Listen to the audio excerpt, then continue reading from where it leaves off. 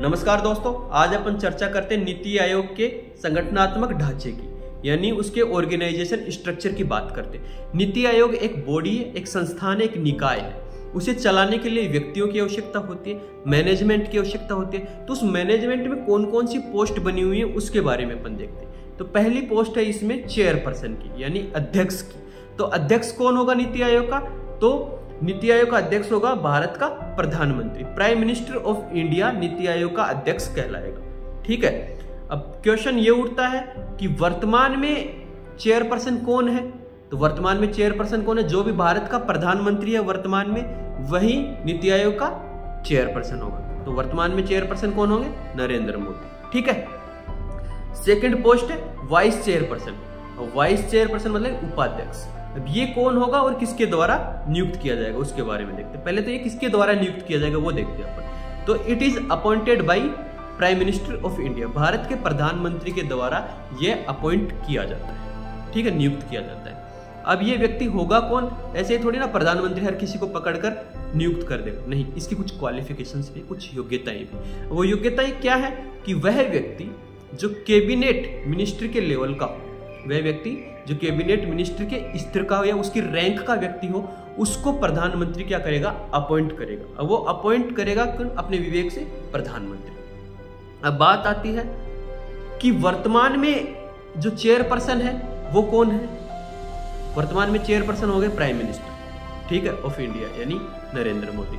अब वर्तमान में वाइस चेयरपर्सन कौन है उसके बारे में बात करते हैं। तो वर्तमान में वाइस चेयरपर्सन यानी उपाध्यक्ष कौन है नीति आयोग के?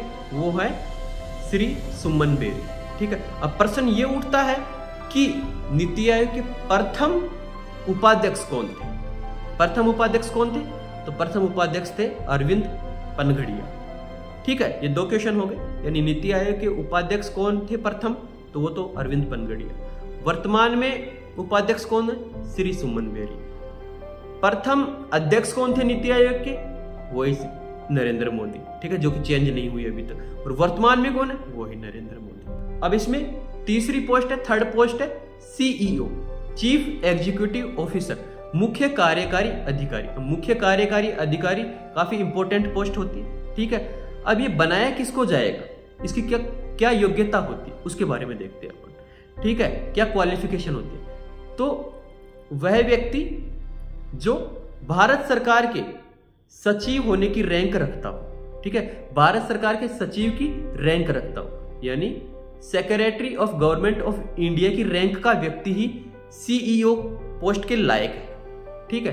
अब ये अपॉइंट किसके द्वारा किया जाता है? Prime minister of India, Bharat के प्रधानमंत्री के द्वारा ये नियुक्त किया जाता है। और इसका टेन्योर यानी इसका कार्यकाल सामान्यतः 2 वर्ष का होता है, लेकिन इसे आगे भी बढ़ाया जा सकता है। ठीक है, जो कि वर्तमान में भी बढ़ाया गया था। ठीक है। अब क्वेश्चन ये उठता है कि नीति आयोग के वर्तमान सीईओ, प्रेजेंट में सीईओ कौन है उसके बारे में देखते हैं। तो वी.आर. सुब्रमण्यम, ये इसके वर्तमान क्या है? सीईओ। अब क्वेश्चन ये उठता है कि इसके प्रथम सीईओ कौन थे? प्रथम सीईओ कौन थे नीति आयोग के?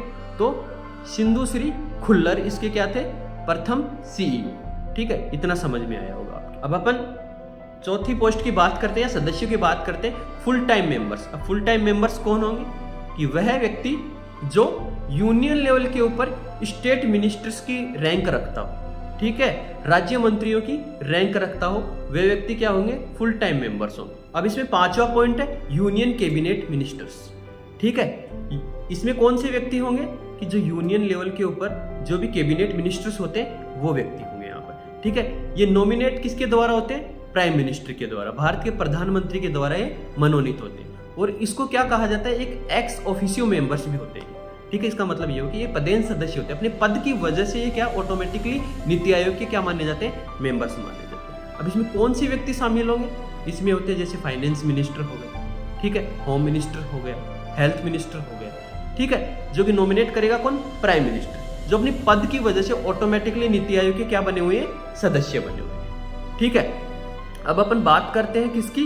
बात करते हैं स्पेशल इनवाइटीज की। ठीक है, इसमें कौन होंगे? कि इसमें विशेष लोगों को बुलाया जाता है जो अपनी फील्ड का एक अच्छा नॉलेज रखते हैं। ठीक है, अपने फील्ड में एक्सपर्ट्स होते हैं, या फिर अपने किसी भी क्षेत्र में एक विशेष ज्ञान रखते हैं, उन लोगों को यहाँ पर इनवाइट किया जाता है, उनको बुलाया जाता है, ठीक है, ताकि वह अपने ज्ञान से नीति बनाने में, पॉलिसी बनाने में सहयोग कर सके, ठीक है। जैसे कोई भी साइंटिस्ट हो गए, ठीक है, या फिर कोई भी जैसे आर्थिक क्षेत्र में मान लो, सामाजिक क्षेत्र में मान लो, या राजनीतिक क्षेत्र में मान लो, धार्मिक क्षेत्र में मान लो, किसी भी कला संस्कृति किसी में भी मान लो, जो भी अपने क्षेत्र में एक्सपर्ट्स होते हैं, अच्छा नॉलेज रखते हैं, उनको बुलाया जाता है, ठीक है।